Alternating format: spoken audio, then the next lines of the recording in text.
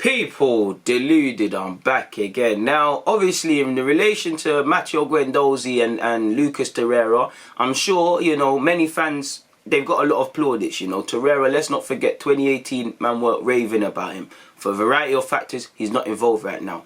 Guendouzi, some man say he's overrated, some man see he's 30. He's a weird one. People can see him being a good player in the future. Some people say they can't see the hype. But what we could all see is that he's better than some of these existing options. He's someone that gets it. He's a decent player. If we're real, if we didn't need to raise funds and we could get rid of some of the more mediocre players on ridiculous wages, people, in an ideal world, Torreira and Guendouzi form part of our squad with Partey, with Ceballos, potentially Xhaka. Joe will go out alone or do your thing here, it is what it is. In an ideal world, like I'm pretty sure they're gone, it's not the end of the world.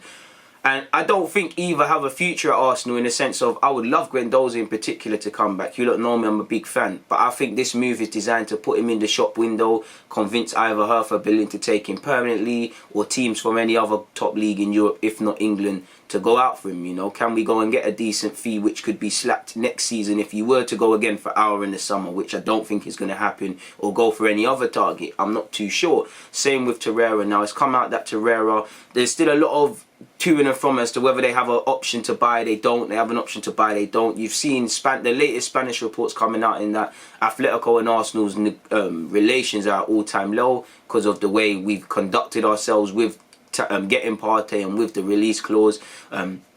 Apparently there's no fee for Torreira, so if Torreira does play well and they do want to keep him, they have to negotiate with us, which for them, they've hoodwinked themselves, because you were seeing things like 22 million. I felt that's too underpriced for Torreira. It's in our best interest for Torreira to play well. He's still contracted technically until 2023, I believe. So there's still technically 2 years on his deal. So again, there is a need to kind of sort out his future, but we're not in them difficult positions. So it's in our best interest. He plays well. There's a bidding war. Hopefully teams from Italy or Atletico put the money down, or any other Spanish teams go for him if he can't come back and have a future. Because I would love to have Partey and Torreira in the team. I think Torreira should be in this team, but for whatever reason, Torreira is not, and it is what it is. We move forward. But could they still have futures? Again, they're still on loan. There's no permanent offers. They have to, at some point, in some capacity, technically return to Arsenal next summer. Whether that's just for a second to sort out and finalise moves elsewhere, if it isn't sorted out by that time. They have to kind of do something in that regards, people. You look, it's completely different. And again, Guendouzi's burnt his bridges with his attitude. Torreira, whether it's injuries, whether it's a tactical fit, whether it's just wanting something new, whether it's his head turned with Atletico, whether it's he wants a more similar life, how it was in Uruguay for him, in which Italy and Spain are more aligned. We'll never know truthfully why it happened like that for Torreira. But Torreira's probably more likely to come back into the team than Guendouzi, because Guendouzi burnt his bridges. But if we look at El Nene, like I said, it's three separate circumstances, El Nene was forced out. He's clearly not levels. He's come back, and his former teammate in Arteta has found a role for him. Has Arteta found a role for El Nene because of what's happened with Torreira and Guendouzi? Would he have had that role if it wasn't the case? Who knows? But he's thrown him in big games, and El Nene's done what he's needed to do. And I'm pretty sure I speak for most Arsenal fans when you're not expecting much from El Nene. He's a squad player. He'll play the cup competitions. And when he does play, he doesn't do anything outstandingly well. He's an alright passer and better technical ability than given credit for, to be fair. Okay passing range. What I'd class as a strength of him, he's got an engine, and I wouldn't say he's a composing figure and wins the ball back, but he shows a willingness to do that. Either way, that's a man that wouldn't be in the squad maybe under previous management. That's a man that went to Besiktas for whatever reason. The move wasn't made permanent, and he's found a role here. Ironically, another midfielder. So could that be the case for either Torreira and Guendouzi, or both? While I don't think it's the case, it's a possibility, So yeah, people, and obviously, you look at Torreira's words himself. Torreira said, "I'm happy. The truth is that after a bit of suffering, because it happened late for a transfer period to end." But this is all of Google Translate, people, so if it don't make sense, don't blame me. But the important thing is that the signing took place. Today, I'm a new Atletico Madrid player. I'm super happy. And he obviously went on to explain he spent couple of days doing the paperwork and whatnot and waiting for an agreement, and he did say that took a long time, but as I said before, everything went well and I was able to sign. He also wished Partey praise, and he said there he'll meet a club where they treated me very well, and that is the most important thing. So it's nice to hear Torreira has only got good things to say, at least in public, about Arsenal. His agent is quite chatty. You know, we've gone a long way with Torreira. It did look like at a point he would join one of about 7 Italian teams, let alone go to Spain. But it is what it is. His agent Pablo Bentancur spoke to Uruguayan radio, and again, people, Google Translate, so allow me. Lucas's operation was very complicated. He was doing the Thomas thing, and when the two clubs have different objectives, it is difficult to be in the middle of 2 operations. So clearly, you know, Torreira coming to Atletico relied on us getting that release clause. Us letting Torreira go probably relied on Partey, you know, confirming his intention to come, and obviously making sure we get this signing confirmed. So it was a bit of poker, it was a bit of stick and twist. It was I wouldn't say lengthy process, but a lengthy process for want of better words. Apparently Lucas's operation was like I said, it's very complicated. Apparently we had agreed terms with other teams such as Roma, Fiorentina or Lazio, which play in the Champions League. But Lucas was blunt. He told us his goal was Athletic and that we'd get it for him and we'd work for the player. We closed all other possibilities. It's Athletic, yes or yes. Luckily in the end it was done.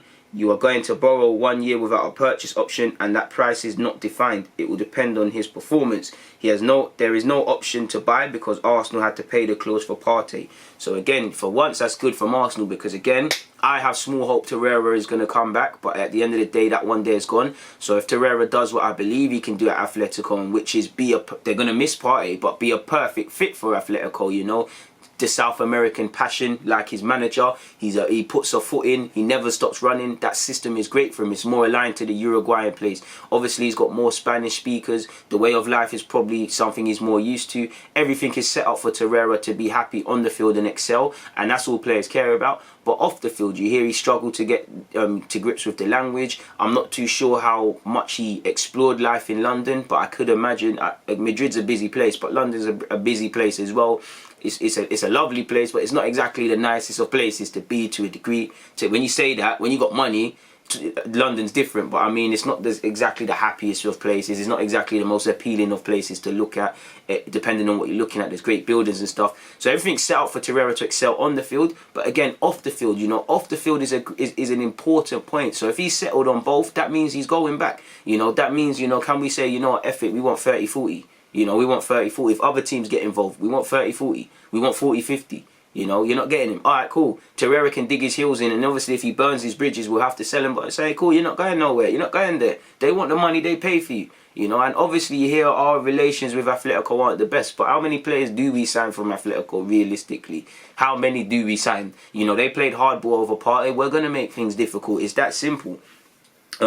Interesting though. I think Roma would have been a good fit. I think Fiorentina and Lazio would have been a good fit. Champions League football would have been a good fit. But if I was Torreira, Atletico is the only choice for him, you know. For me, that would have been the only choice. Like I said, enough South American man in the squad, South American manager, the passion, the way they like to play, the fans, the system, the way of life, you know, everything points towards that. You know, you got enough Uruguayan man that have played for them and Uruguayan man that are still there. You know, Cavani was meant to join, he's now gone United, but you've got Suarez, you've got a lot of other Spanish speakers and whatnot. Like if I was to look at the team, let me just humour you lot. Atletico,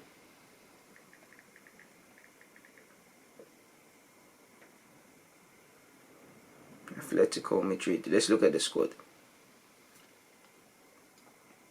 You got a number of South Americans, if they're not necessarily Spanish speaking. You've got Jimenez from the same country. You've got Felipe, who's Portuguese. You know, you've got Spanish speakers obviously already at the club in several incidences.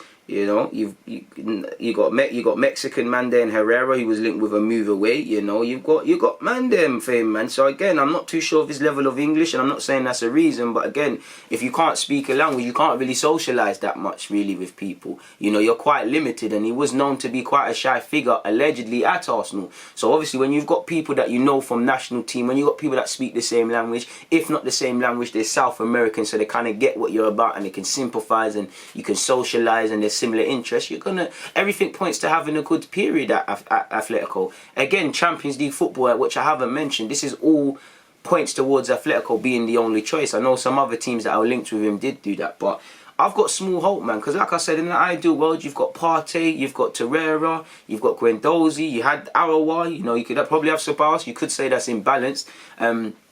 But yeah, man, because midfield, obviously, I think we're about 2 midfielders short of a very elite midfield, in my opinion. You've got Partey. Sabas is a good player. In an ideal world, could you bring in 2 players that are levels? Could you bring in another box-to-box man? And could you bring in an Aouar and say, you know what, you're not necessarily a 10, but you've got free licensing. You still got to defend, but you can be creative, you know. I think Partey's the benchmark. We need a couple man of that level, if not necessarily the same skill set of that level. But we'll have to see, people.